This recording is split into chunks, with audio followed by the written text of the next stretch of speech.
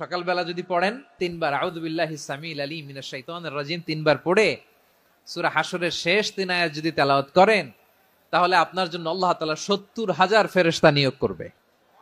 সারা দিন তারা আপনার জন্য মাগফিরাতের দোয়া করবে। আর ওই দিন ইন্তেকাল করলে আল্লাহ তাআলা শহীদ হিসেবে আপনাকে কিয়ামতের দিন দাঁড় করাবে। আবার সন্ধ্যাবেলায় যদি পড়েন, সারা রাতের জন্য 70,000 ফেরেশতা মাগফিরাতের দোয়া করবে। ওই রাতে মারা গেলে শাহাদাতের মৃত্যু নসিব হয়ে যাবে।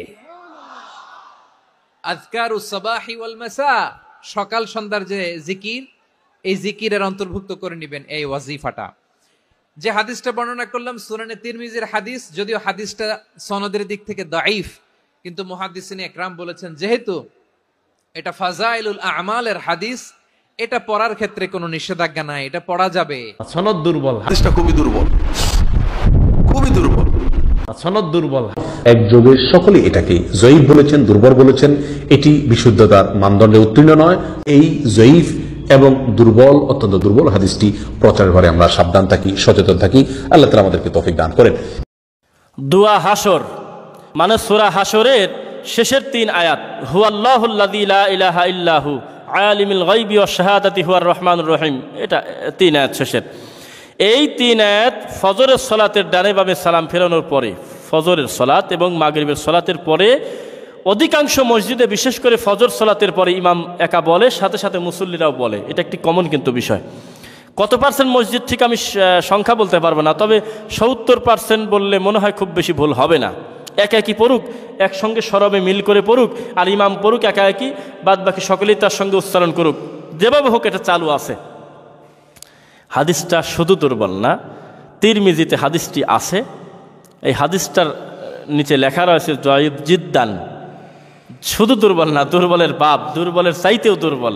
আরেকটি মজার জিনিস, আল্লাহর এই পৃথিবীতে এই দুয়া হাসর বা সূরা হাসর, যেটাই বলি 3 আয়াতের বর্ণনার যে ফজিলত আমাদের কাছে বর্ণনা করা হয়, এই বর্ণনাতে আল্লাহর এই পৃথিবীতে কোনো হাদিস নাই, শুধু এই একটা হাদিস বাদে। একটা হাদিস, একটাই জয়ীফ জিদ্দান। এইরকম একটি জয়ীফ হাদিস, এরকম একটি মিথ্যা হাদিসের উপরে ভিত্তি করে একটি আমল কিভাবে আমরা কন্টিনিউ করতে পারি বলেন তো দেখি। যেহেতু চলমান এটা একটি করে নিছি আমরা, আর এর সঙ্গে জড়িত হইল বিশাল ফজিলত, আকীদা জড়িত। 70,000 রহমতের ফেরেশতা সন্ধ্যা পর্যন্ত তার জন্য মাগফিরাত করতে থাকে। মাগরিব থেকে শুরু করে ফজর পর্যন্ত মাগফিরাত করতে থাকে 2 বার পড়ার কারণে। এমন একটি গুরুত্বপূর্ণ জিনিস যদি জয়ীফ হয়, জাল হয়, বলেন তো কি খারাপ লাগার কথা বলেন তো একটু। বাংলাদেশের বহু মসজিদে, বরং বেশিরভাগ মসজিদে, গ্রামাঞ্চলে একটু বেশি, এখনো এটা প্রচলিত আছে যে সূরা হাসরের শেষ 3 আয়াত ওয়াল্লাহুল্লাযী লা ইলাহা ইল্লাহু শেষ পর্যন্ত ইমাম সাহেব মুসল্লিদেরকে সাথে নিয়ে পড়েন। প্রশ্ন হলো এটা হাদিস সম্মত কিনা। উত্তর হলো এটা হাদিসে আছে। সূরা হাসরের শেষ 3 আয়াত সকাল এবং সন্ধ্যায় পড়ার কথা হাদিসে আছে।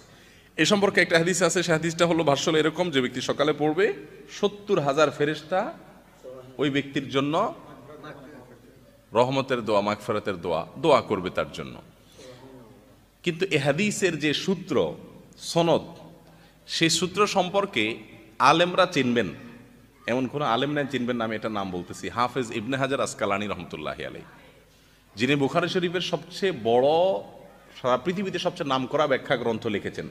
হাদিসকে সবচেয়ে বেশি বুঝছেন যারা, হাদিসের বড় পণ্ডিতদের মধ্যে থেকে একেবারে 1 থেকে 10 সিরিয়াল যদি করা হয়, তাহলে যে কয়জনের নাম আসবে এর ভিতরে হাফেজ ইবনে হাজার আসকালানী রহমতুল্লাহর নাম আসবে। 1700 বছর আগে দুনিয়াতে আসছেন হাফেজ ইবনে হাজার আসকালানী রহমতুল্লাহ সহ অনেক বড় বড় পণ্ডিত, হাদিস বিশারদগণ বলেছেন সূরা হাসরের শেষ 3 আয়াত, এটার যে ফজিলতের কথা হাদিসে আছে, সেই হাদিসটি সনদ সহি না, এটা জয়ীফ মানে দুর্বল। এটা নিয়ে সন্দেহ আছে, এটা রাসূলের বক্তব্য কিনা, ডাউট আছে, জাল না ডাইরেক্ট, কি জয়ীফ। ফজরের সালাতের পর সূরা হাসরের শেষ 3 আয়াত তেলাওয়াত করা কি সহিহ হাদিস দ্বারা প্রমাণিত? না, এই হাদিসটি মুহাদ্দিসিনদের কেরামের বিত্তেফাকিল মুহাদ্দিসিন, সর্বসম্মতিক্রমে এই হাদিসটি সহিহ নয়, দুর্বল হাদিস। অর্থাৎ নবী সাল্লাল্লাহু আলাইহি সাল্লাম এই কথাটি বলে গেছেন কিনা প্রমাণিত হয় না। বরং সুনান তিরমিজি রাওয়াতের মধ্যে যেভাবে এসেছে সেটা হচ্ছে শুধু ফজরের সালাতের পরে, শুধু ফজরের সালাতের পরে যদি কেউ সূরা হাসরের 3টি আয়াত তেলাওয়াত করে থাকে তাহলে 70,000 ফেরেশতা তার জন্য আল্লাহ রাব্বুল আলামিনের কাছে ক্ষমা প্রার্থনা করবে বা দোয়া করবে। এটি সুনান তিরমিজি যে রিওয়ায়াতটি ফজরের সালাতের পরে এসেছে, এই রিওয়ায়াতটি অধিকাংশ উলামায়ে কেরামের বক্তব্য অনুযায়ী মানে অত্যন্ত দাঈফ, শুধু দাঈফ নয়, অত্যন্ত দাঈফ, দুর্বল হওয়ার কারণে এটি আমলযোগ্য নয়। বরং এই আমলকে বা এই ফজিলতকে রাসূলুল্লাহ সাল্লাল্লাহু আলাইহি ওয়াসাল্লামের হাদিস হিসেবে চালানো মোটেও জায়েজ নেই, যেহেতু হাদিসের নামে জালিয়াতি হয়ে যেতে পারে, রাসূল সাল্লাল্লাহু আলাইহি ওয়াসাল্লামের মিথ্যাচার হয়ে যেতে পারে। বর্ণিত হয়েছে যে কোনো ব্যক্তি যদি সকালবেলা আউযু বিল্লাহিস সামিউল আলিম 3 বার পড়ে সূরা হাশরের শেষ 3টি আয়াত তেলাওয়াত করে, তাহলে আল্লাহ পাক রব্বুল আলামিন তার জন্য 70,000 ফেরেশতা নিয়োগ করেন, যারা সন্ধ্যা পর্যন্ত তার জন্য রহমতের দোয়া করতে থাকে, আর সে ওই দিন মারা গেলে শহীদই মৃত্যু তার হবে।